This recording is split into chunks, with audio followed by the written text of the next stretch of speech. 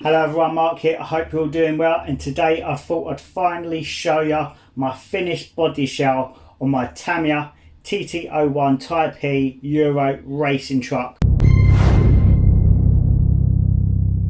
So as you can see, the body shell is all finished and I'm just so happy with how it looks. This took some work to actually do, but I thoroughly enjoyed it. I enjoyed every moment in doing this body shell. It wasn't easy. It's much harder than doing like a standard car body shell, because it comes in obviously different sections. You have to stick it all together, paint each section individually and so on. Now, I didn't do the whole process on video because that'd just be too much hassle for me, and I wanted to enjoy doing this.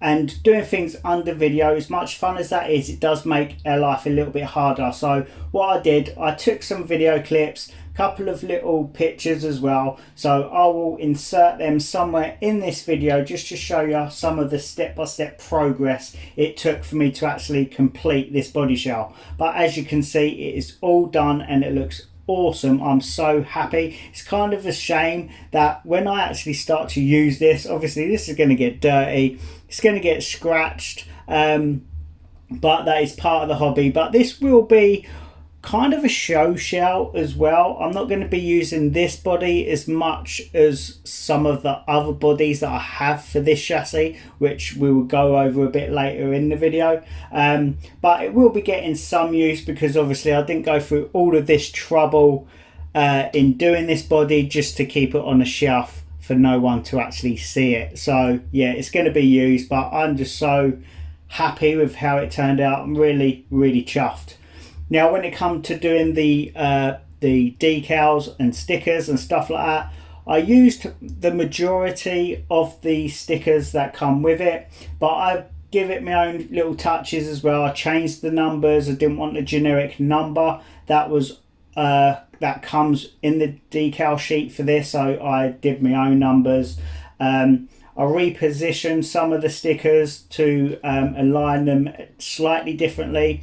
Also, I've got some custom stickers made up as well. My nephew runs a sticker business called Vision Vinyl, so go check him out on Instagram. He can make some awesome custom stickers, not only for RC cars, because that's not really what he does more for real car stickers and decals, but obviously he can scale things down and he can do stickers for smaller scales as well.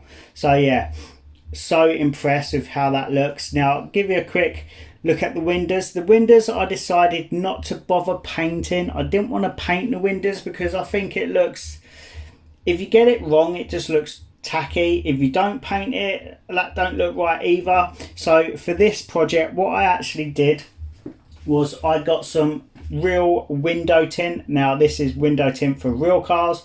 It's quite tricky to work with because it's just like an extremely thin film. What you have to do, you have to obviously cut it to size. So I cut it to the size of my windows. Then I sprayed a cleaning liquid, like washing up liquid and water combination mix. You spray it over the window that you want to apply it to, lay the window film across the window, and then squeegee it down, let it dry, squeegee it down more, and then it basically tints your window like a real car. So yeah, that looks really awesome. It looks very dark, but you'll see in a minute it is actual window tint. You can barely see through it, and I will show you that in a minute when I turn my lights on.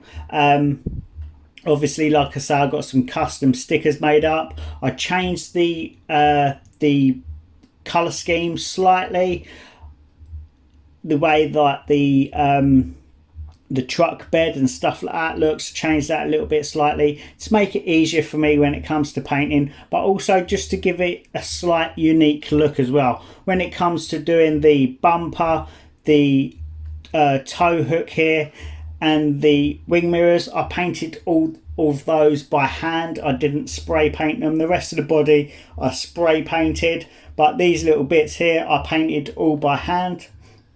But yeah, so happy with how the actual truck is looking. Now what I'm going to quickly do, I'll quickly turn on my lights. and then hopefully you'll be able to see that in camera. There we go. As you can see, I put a light setup on the inside. I make my own light setups. I have done for many years. My battery's starting to run out on them, where I keep on turning them on and off to show people.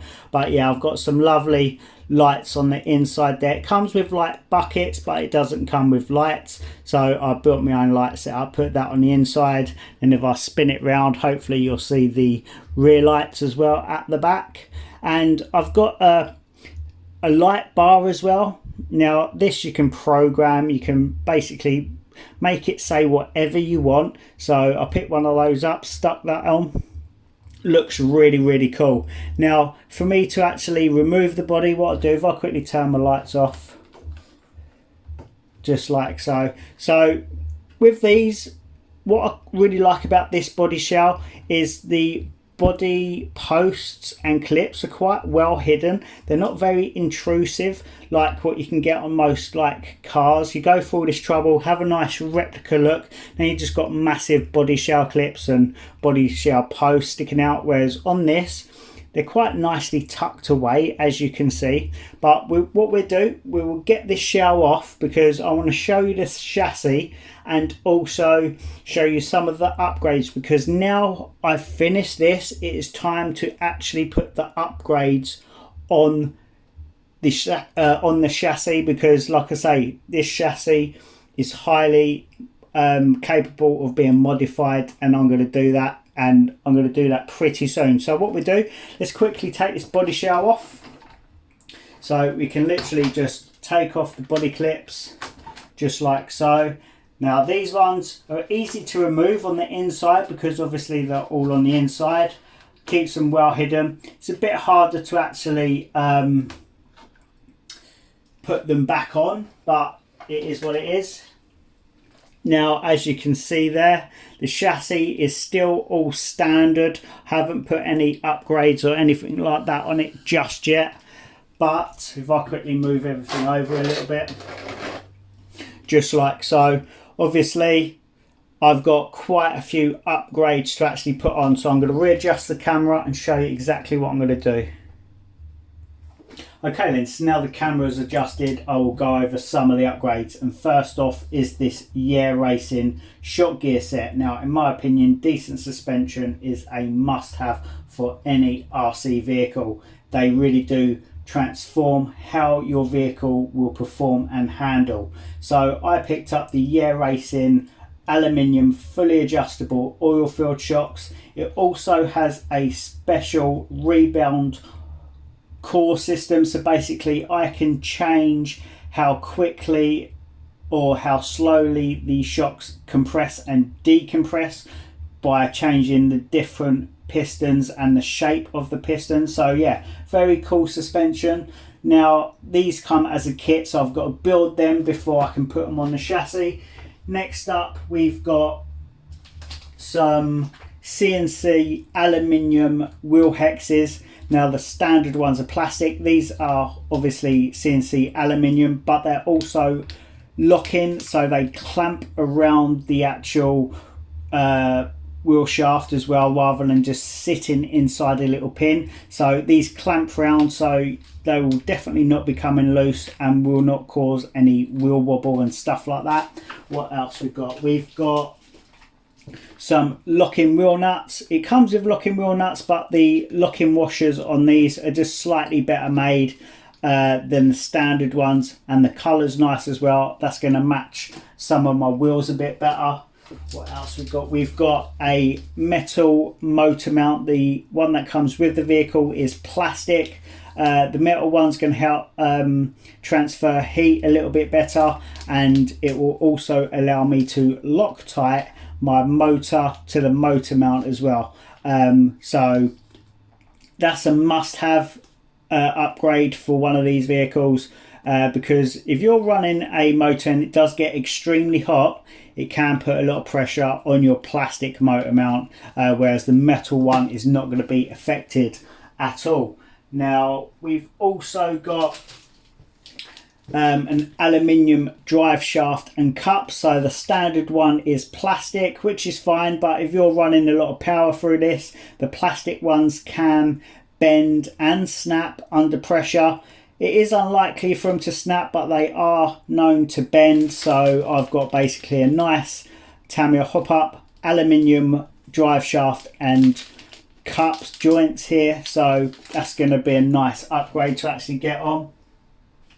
I've also got some larger pinion gears because I want to change the gear ratio on this vehicle. I don't want it going too quickly, I don't want it too slow. Out the box is a bit too slow at around 20 miles an hour, so I want to get it to around 30 to 40. So I'm going to change the gear ratio. I need a good mix between speed and acceleration and good throttle response, because this is also going to be a drift vehicle. So I don't want it to be crazy quick, but I need it to be pretty quick with nice acceleration and really good throttle response. Throttle response is a must-have for a drift vehicle. I've also got some adjustable tie rods, so I can eventually adjust the camber and the toe, as well as the steering linkages on my chassis. So that's a nice upgrade. I've got a upgrade foam bumper. The blue's going to match my truck a little bit better, but also it's slightly different in shape. It's a little bit smaller, and this suits touring cars, touring car bodies a lot better than the standard black one, that's for sure. And I've also got a more aerodynamic bumper holder mount as well. That's going to just help cut through wind a little bit better. Will it really act or change the performance? Probably not, but it looks a bit nicer than the standard one. But like I say, this is going to be a drifting vehicle as well. So I've decided to change out the stock electrics. So basically I've just got a cheap Race Star brushed electric speed controller. The Tamiya one that comes with it's fine, but it's not Lipo compatible. So I've been using a Lipo meter here, which basically tells me my voltage of my Lipo battery, and I can adjust the voltage on here, so it basically sound the alarm when my battery gets to a certain voltage, which is fine, but it's a bit of a pain in the bum, to be honest. So I've decided to just go for a cheap brushed system, and it comes with a race modified brushed 13 turn motor. I will probably put that in, we will see though, because like I say, I don't want this going too quick. But obviously that's something that I will test out. The servo, I might be changing the servo, because this servo is way too overkill for this vehicle. That servo costs nearly as much as the actual chassis itself, the high-tech servo. I can't remember what model number it is, but I'll pull it up in one of the corners or whatever. But it's a high torque, high speed, dual ball bearing, fully titanium geared servo. It's just too much for this vehicle. It works lovely, don't get me wrong, but a much cheaper servo would work just as good in this chassis. I'll be better off putting that in one of my big monster trucks, or even the Armour Typhon 6S, something like that. But like I say guys, this is going to be a drifting car as well, so I've got some drift wheels for it. I've got these ones here, plastic rims, plastic tyres for drifting. That's like a hard plastic compound. This is a slightly softer plastic compound, but I've also got some lovely real aluminium wheels here. Now I've put the tyres on myself. These are rubber tyres for obviously road or carpet racing. The camera does not give justice to these wheels. They look stunning in person, just super high quality and really cheap as well. But as I keep on saying, this is going to be a drifter. So what I've been doing another body shell as well. This is my Skyline GTR R34. This is such a lovely body. So I custom painted it myself, obviously painted it white. I've tinted the windows, yet again using the real window tint. I've double tinted the sides and the back because I'm using magnets to hold the body shell to my chassis. Obviously I don't want body posts coming through this because it just looks awful. got light buckets in there. This is going to have full functional light, so working headlights, fog lights, brake lights, indicators, everything you want this body shell is going to have. I need to finish it off. I've got some custom stickers to go on there and stuff like that. But yeah, can't wait to actually get these upgrades on the chassis and get this thing going properly. So I hope you've enjoyed this project, guys, as much as I have. Obviously this project's going to go on and on and on, so if you've not seen the other videos, go check out my Tamiya TT01 Type E playlist, and all my up and coming videos on this project is going to be there as well. So thank you so much for watching, guys. If you found the video interesting, give me a thumbs up. If you're not subscribed, hit that subscribe button. If you are subscribed, hit that bell notification button so you don't miss anything. So thanks again, guys. Thank you so much for watching, but more importantly, happy RCing. Take care. Bye bye.